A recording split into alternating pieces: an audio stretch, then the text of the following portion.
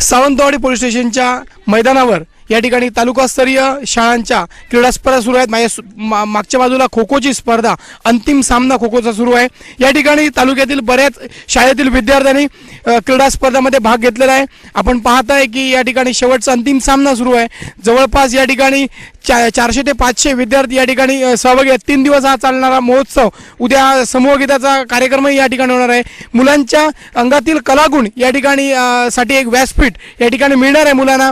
या ठिकाणी आजचा दिवस हा क्रीडा स्पर्धांचा होता, उद्याचा हा इंडोर म्हणजे अर्थातच समूहगीत, नृत्य स्पर्धा असतील, एकांकिका असतील किंवा मुखाभिनय असतील, जे जे गुण मुलांमध्ये असतील त्या गुणांचं एक प्रदर्शन करण्याची एक संधी, नामी संधी या ठिकाणी मुलांना उपस्थित झालेली आहे। आणि अशा प्रकारे या 3 दिवस चालणारा हा महोत्सव सावंतवाडी तालुका स्तरीय हा महोत्सव आहे। आणि यानंतर यामध्ये जे जे विद्यार्थी यशस्वी होतील ते जिल्हास्तरीय स्पर्धेसाठी पात्र ठरतील। व्हिडिओ जर्नलिस्ट पंकज मडियासह लाईव्ह सिंधुदुर्ग, हेमंत मराठे, सावंतवाडी।